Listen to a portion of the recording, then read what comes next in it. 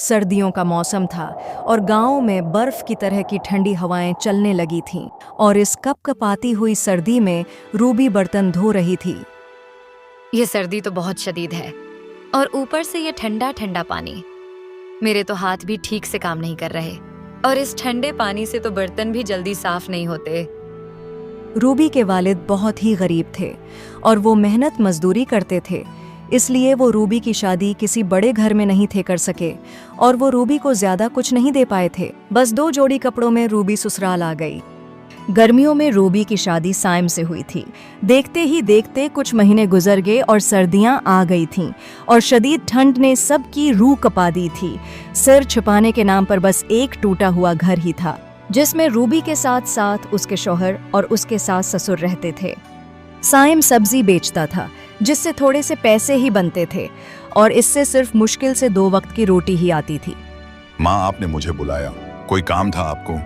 बेटा, तुम्हें तो मालूम है हमारे हालात का। इस सर्दी से बचने के लिए न तो हमारे पास गर्म कपड़े हैं और न ही कोई रजाई। मेरे पास बस एक पतला कंबल है। वो कंबल तुम ले जाओ और जाकर बहू को दे दो। नहीं माँ, वो कंबल तो बाबा और आपके लिए है। आप दोनों को कंबल की ज्यादा जरूरत है। सर्दी बहुत ज्यादा है। बिना कंबल के आप दोनों की तबीयत खराब हो जाएगी।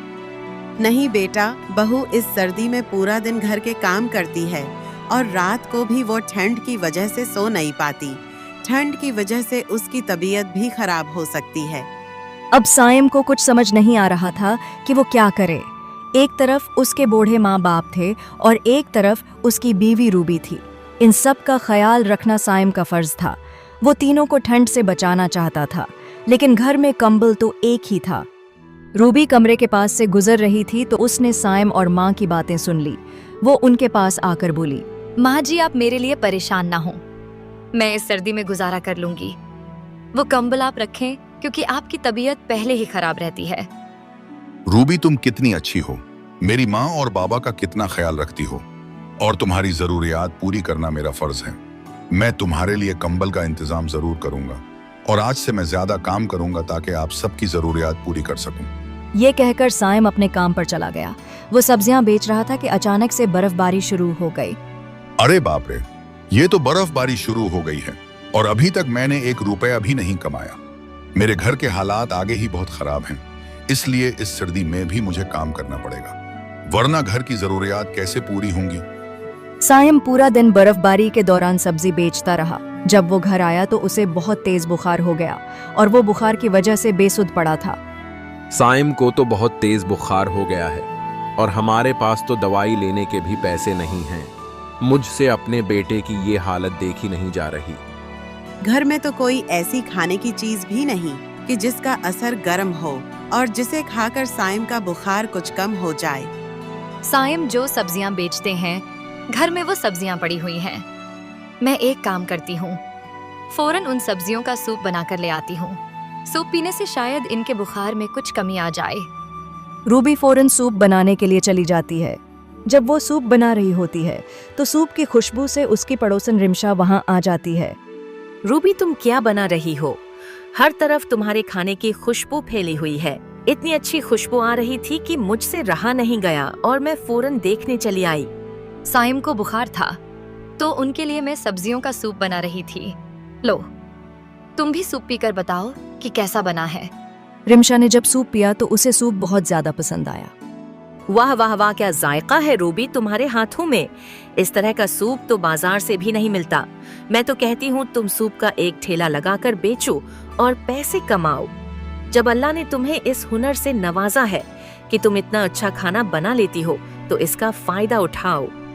तुम्हारी बात भी ठीक है, लेकिन इस काम के लिए तो बहुत सा सामान और एक ठेला भी चाहिए और मेरे पास इतने पैसे भला कहाँ से आएंगे। इस बात की तुम फिक्र नहीं करो। तुम्हें जितने पैसे चाहिए तुम मुझसे ले लो और जब तुम्हारा सूप वाला काम चल जाए तो तुम मुझे थोड़े थोड़े करके वापस कर देना। रिमशा बहन, तुम्हारा बहुत शुक्रिया। तुम बहुत अच्छी हो जो इस मुश्किल वक्त में मेरा साथ दे रही हो। मैं तुम्हारा ये एहसान कभी नहीं भूलूंगी। मैं आज ही साइम से इस बारे में बात करूंगी। इसमें शुक्रिया की क्या बात है? मुझे खुशी होगी अगर मैं तुम्हारे काम आऊंगी। सूप पीने के बाद साइम के बुखार में भी कुछ कमी आ जाती है और साइम को भी रूबी के हाथ का बना वो सूप बहुत ज्यादा पसंद आता है। रूबी, तुमने तो बहुत मजे का सूप बनाया है। मैंने आज तक ऐसा सूप नहीं पिया। इसे पीकर तो मेरा बुखार भी कुछ कम हो गया है। तुम्हारे हाथों में तो सच में जादू है। मैंने आपसे एक जरूरी बात करनी थी कि अब आप कुछ दिन आराम करें। जब तक आपकी तबीयत मुकम्मल ठीक नहीं हो जाती तब तक आप काम पर ना जाएं। लेकिन मैं अगर काम पर ना गया तो घर का खर्चा कैसे पूरा होगा? काम पर जाना तो मेरी मजबूरी है। मैं अभी जब सूप बना रही थी तो रिमशा बहन आई थी, तो उन्होंने मुझे मशवरा दिया है कि मैं सूप का ठेला लगाऊं, और उन्होंने ये भी कहा है कि इस काम के लिए मुझे जितने उधार पैसों की जरूरत हो तो मैं उनसे ले लूं। रूबी, मुझे माफ कर देना, मैं तुम्हें आसाइशों वाली जिंदगी नहीं दे सका। आप परेशान ना हो।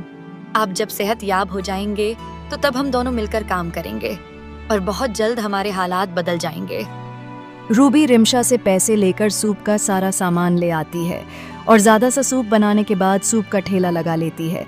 सुबह से दोपहर हो गई लेकिन कोई भी ग्राहक उसकी दुकान पर नहीं आता। अब तो शाम होने को आई है और अभी तक एक भी ग्राहक नहीं आया। अगर ऐसे ही चलता रहा तो मैं क्या करूंगी? घर के खर्चे कैसे पूरे करूंगी? या अल्लाह, तू ही मेरी मदद फरमा। रूबी जब खुद से बातें कर रही होती है तो इतने में एक ग्राहक आ जाता है। बहन जी, जरा जल्दी से गरम गरम सूप का एक प्याला तो लगा दें। जी भाई साहब, आप बैठें, मैं अभी आपको गर्म सूप डाल कर देती हूँ। जब वो आदमी सूप पीता है तो उसे वो सूप बहुत मजे का लगता है।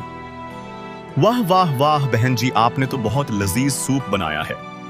मैंने आज से पहले इतना मजे का सूप कभी नहीं पिया। इस सूप की कीमत कितनी है? सूप का एक प्याला 100 रुपए का है। आपका सूप बहुत लजीज है, इसलिए मैं आपको इसके 200 रुपए दूंगा। रूबी के पास ग्राहक आना शुरू हो जाते हैं और सब लोग रूबी के सूप को बहुत पसंद करते हैं। रूबी हर तरफ सूप वाली के नाम से मशहूर हो जाती है। बहन जी, जरा 300 का सूप तो पैक कर दें। मेरे बच्चों को आपके हाथ का सूप बहुत पसंद है, तो जब से वो स्कूल से आए हैं तब से उन्होंने जिद लगाई है कि उन्होंने आपके हाथ का बना सूप ही पीना है। जी, मैं अभी पैक कर देती हूँ। कुछ ही दिनों में रूबी के पास काफी ज्यादा पैसे जमा हो जाते हैं और वो ये पैसे अपनी सास को दे देती है। माँ जी, ये सूप बेचकर कुछ पैसे बने हैं, ये पैसे आप रखें। इन पैसों से साइम के लिए दवाई भी आ जाएगी और घर का राशन और जरूरत की चीजें भी आ जाएंगी। बेटा, मुझे समझ नहीं आ रही कि मैं तुम्हारा शुक्रिया कैसे अदा करूं। तुम ना होती तो न जाने हम इन हालात में कैसे गुजारा करते। हम बहुत खुश नसीब हैं कि तुम हमारी बहू हो। शुक्रिया अदा करके आप मुझे शर्मिंदा कर रही हैं। मैं भी तो इस घर की फर्द हूँ, इसलिए मेरा भी फर्ज है कि मैं आप सबके लिए काम करूँ और आपका ख्याल रखूँ। साइम भी सेहतयाब हो जाता है और वो दोनों मिलकर सूप बेचने का काम करते हैं। उन दोनों की मेहनत की वजह से उनके हालात बदल जाते हैं और वो नया घर ले लेते हैं। वीडियो पसंद आए तो लाइक करें और चैनल पे न्यू हैं तो चैनल को सब्सक्राइब करें।